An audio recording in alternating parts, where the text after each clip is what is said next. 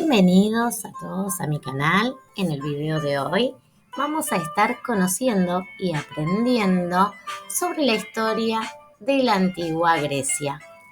Comencemos.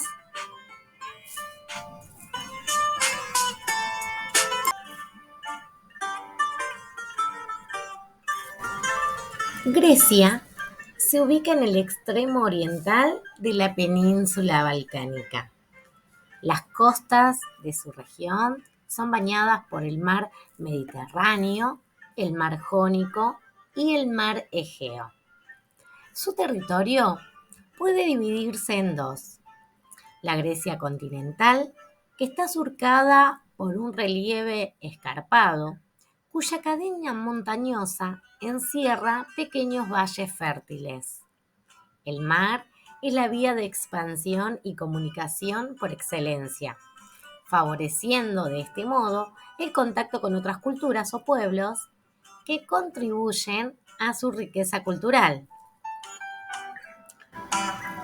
También tenemos la Grecia insular, que es el conjunto de islas entre las que se encuentra Creta y es el centro del comercio entre Europa Oriental, África y el Cercano Oriente.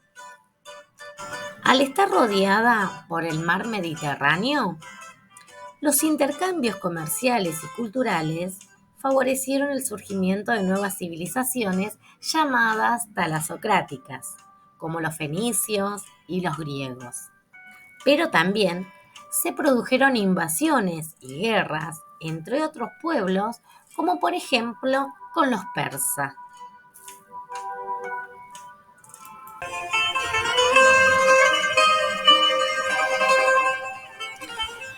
La civilización minoica, que surgió en Creta a partir del año 2800 a.C., se fue extendiendo hacia el territorio de toda la Grecia continental. Gracias a los descubrimientos arqueológicos realizados en la región, podemos conocer los palacios de Cnosos y distintas áreas del Egeo. Esto nos permite saber que esos palacios centralizadores controlaban las actividades políticas, económicas, militares, sociales y religiosas, y que además tuvieron un papel sumamente importante en el desarrollo de toda la civilización griega. La historia de la Grecia minoica o de la civilización minoica podemos dividirla en tres periodos. El período prepalacial, que se extiende desde el 2800 al año 2000 a.C., el período protopalacial, que se extiende entre el año 2000 y 1700 a.C., y el período palacial, que se extiende entre el año 1700 y el 1400 a.C.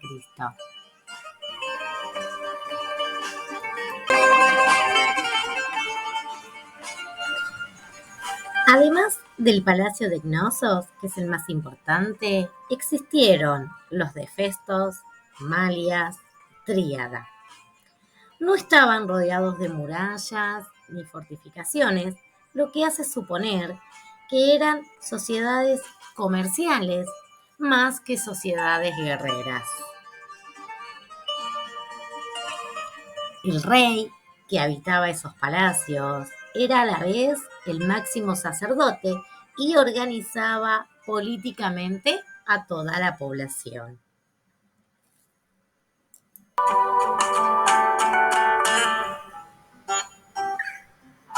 Las actividades principales que se desarrollaban en la civilización minoica eran la ganadería y la agricultura, que junto con la cerámica permitió la especialización y la división del trabajo.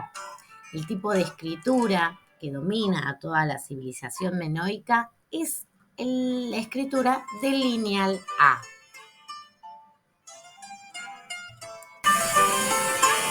Estos palacios eran centros económicos, políticos, religiosos y administrativos.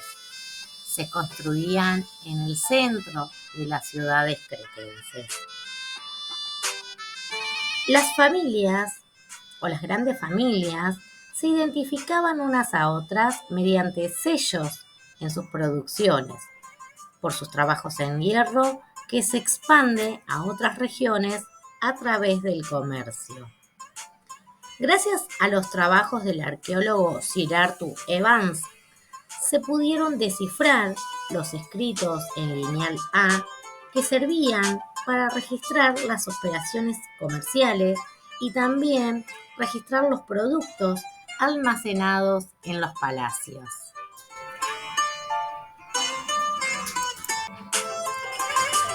Todos los descubrimientos y excavaciones que se realizaron en la región nos permite conocer que los minoicos eran excelentes pescadores y navegantes.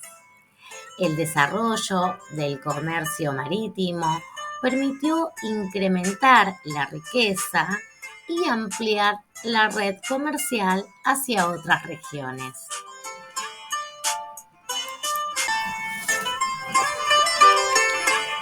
Se estima que hacia el año 1500 estos palacios fueron destruidos por un gran terremoto, pero también se sabe que la civilización minoica desaparece en este mismo periodo, producto de la invasión micénica a la isla de Creta.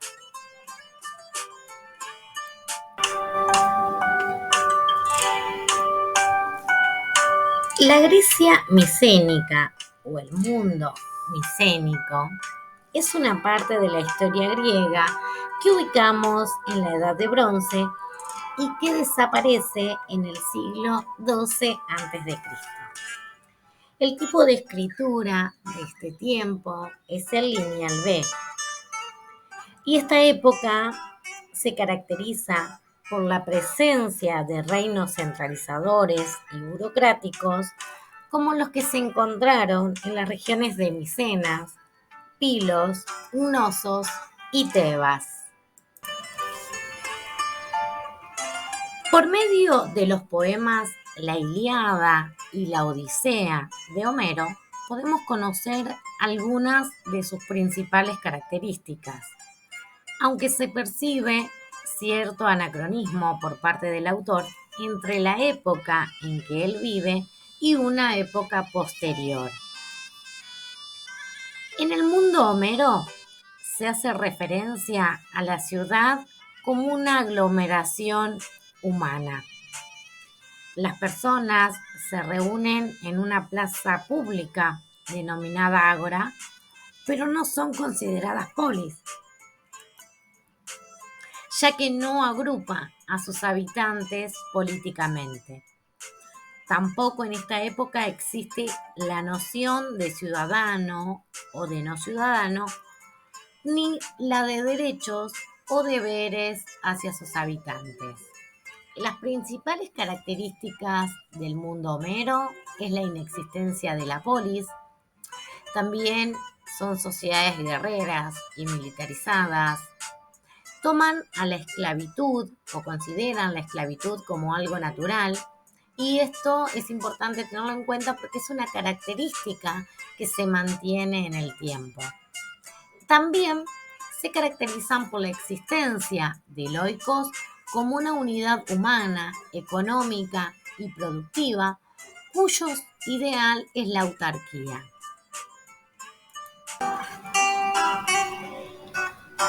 Ser un hombre libre, o tes, significa el hombre que no posee nada y por ende vende sus servicios a otros hombres, convirtiéndose de esta forma en dependiente.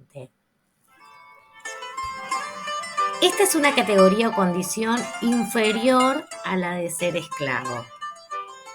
Por eso el oikos desempeña un papel importante para la sociedad. Este oikos es gobernado por un jefe guerrero y dentro de él no están permitidos los intercambios comerciales. Por eso es que una de sus características es la práctica de la autarquía. Eso significa que el oikos produce todo lo necesario para mantenerse. Por eso no están permitidos dentro de él los intercambios comerciales. Este oikos está conformado por las tierras, el ganado, los bienes muebles y materiales y toda persona libre o esclava que dependa de él. Como decíamos, económicamente dentro del oikos rige la autarquía y solo en el caso de requerir metales o esclavos es que se recurre a los intercambios por fuera de lo que es su conformación. Las mujeres dentro del oiko realizan todo tipo de trabajos, incluso la molienda. Y los bienes para proveer al oiko se obtienen por medio de la guerra, el saqueo o los regalos por correspondencia, pero sin intenciones lucrativas.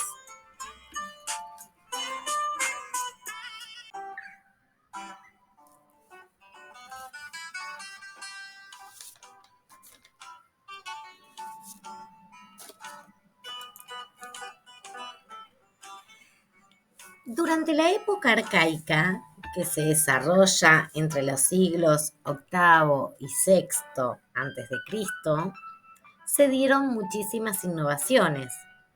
Una de las más importantes es la aparición de la polis como marco esencial para el desarrollo de la civilización. La polis nace en Asia Menor, en la costa del mar Egeo, que es donde se encuentra Creta, y representa un tipo ideal, aunque no se da en todas las regiones de Grecia de la misma forma. Las colonias griegas que se instalan en Sicilia, al sur de Italia, son polis que imitan a sus metrópolis. Esto hace suponer que el fraccionamiento geográfico, producto de las colonizaciones, también produjo un fraccionamiento político. En esta época de Grecia, el asentamiento urbano se ubica siempre al pie de la Acrópolis. Cerca de ella se encuentra la tierra, que es propiedad de los individuos, y más alejada se encuentra la tierra comunal, que se usa para el pastoreo y para la explotación también de los recursos que brinda, como por ejemplo la madera. Este asentamiento urbano se encuentra cerca del mar, aunque su puerto no forma parte de lo que es la zona urbana. El Ática, por ejemplo, formará una sola ciudad, que es Atenas, como la que vemos en la imagen, mientras que Beocia tendrá varias ciudades. Durante la época arcaica se producen muchas crisis motivadas por el desarrollo político y social, donde la colonización es una opción ante el gran aumento de población y pocas tierras que había para explotar. Por un lado tenemos que la esclavitud mercancía es considerada algo natural, mientras que la clase social comercial se enriquece y se producen reclamos por la igualdad de derechos ante una aristocracia rica de terratenientes. Desde la creación de la moneda se permite que ésta beneficie a los ricos, a su vez que agrava aún más la condición de los ciudadanos más pobres hasta el punto de convertirlos en esclavos por endeudamiento.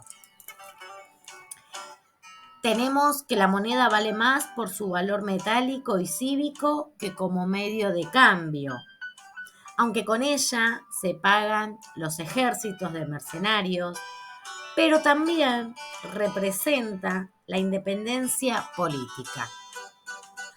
Por eso es tan importante la figura del tirano, que aparece entre los siglos 7 y 6 y se vuelve tan importante por las medidas que toma. Ese es un tema que lo vamos a desarrollar en otro video cuando analicemos entre los tiranos las reformas aplicadas por Solón.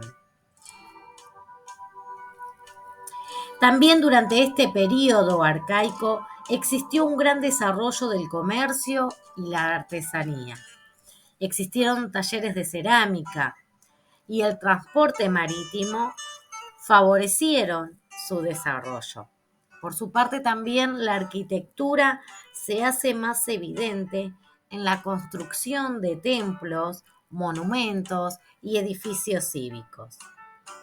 Entre las ciudades griegas más importantes voy a centrarme en Atenas y Esparta, porque son dos sociedades diferentes que muestran y ejemplifican en todo su desarrollo cómo fue la vida de los habitantes en esta época de Grecia.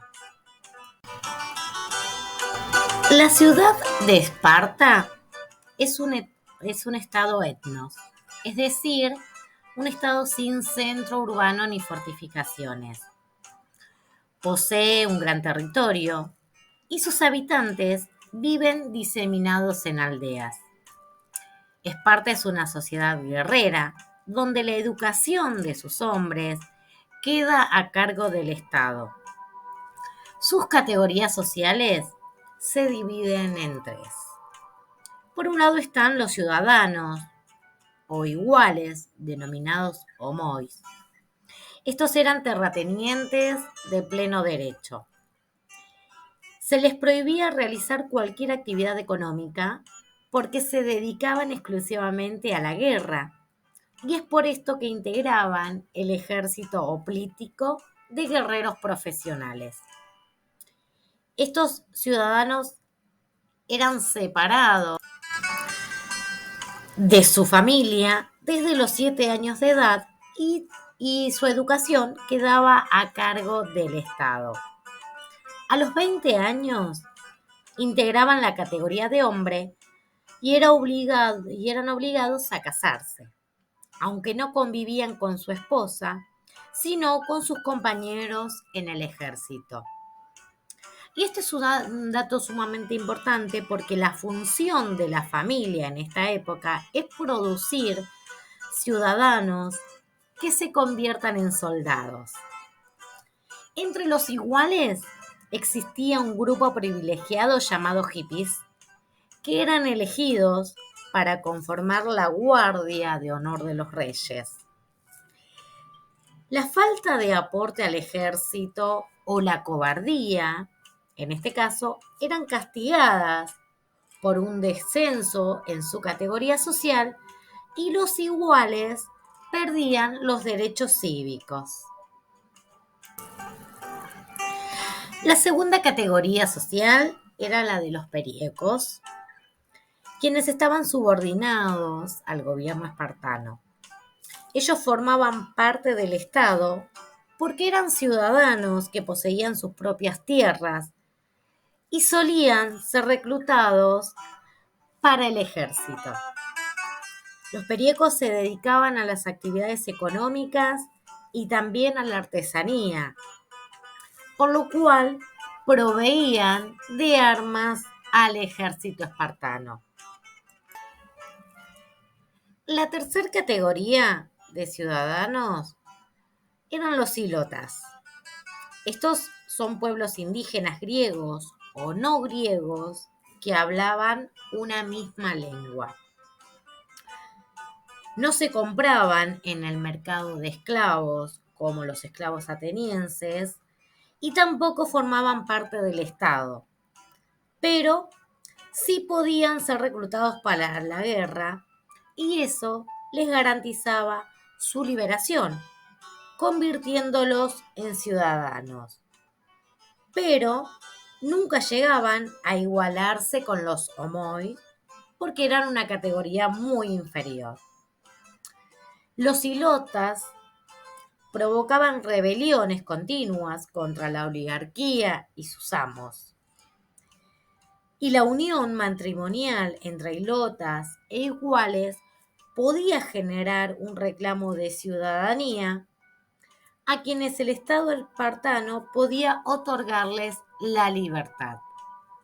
Sin embargo, esta categoría social carecía de derechos y de cualquier otro beneficio a los cuales sí accedían las otras dos categorías de ciudadanos espartanos.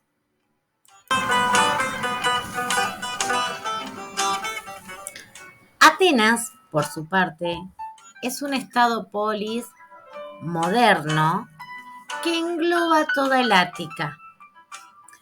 Pero Atenas es el centro político.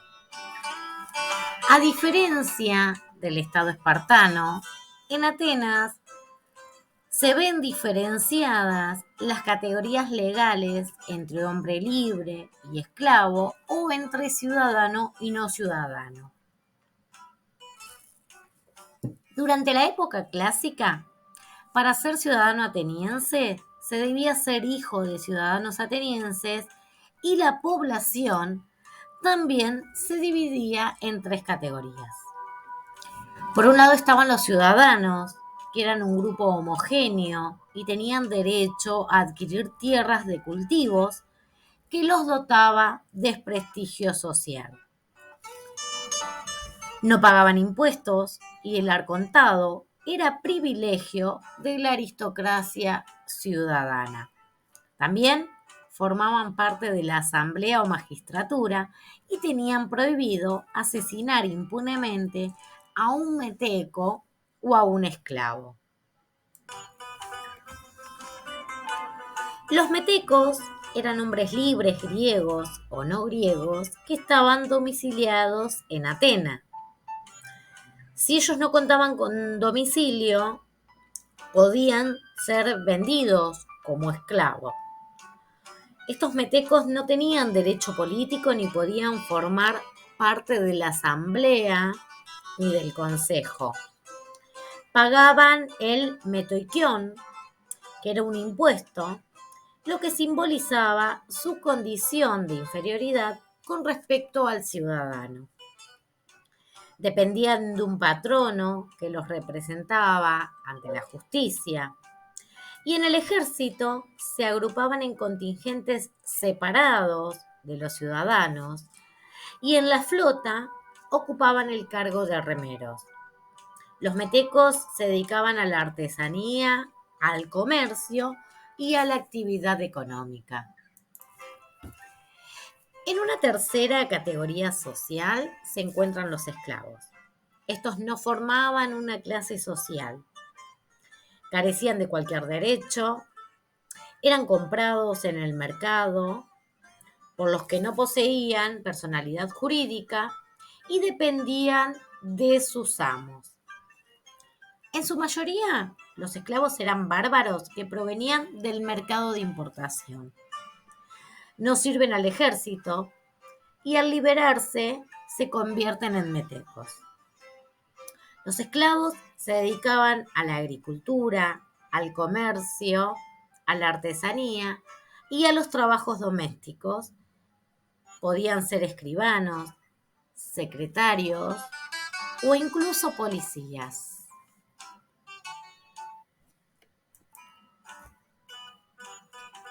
Esto ha sido todo hasta acá.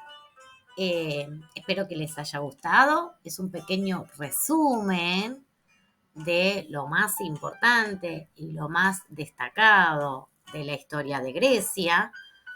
En capítulos siguientes vamos a dedicarnos a analizar la economía, la política, la sociedad y los distintos tipos de líderes que tuvieron los griegos en sus diferentes siglos. No se olviden de compartir el video, de ponerle me gusta y de activar la campanita para no perderse ninguna de nuestras notificaciones. Muchísimas gracias. Hasta luego.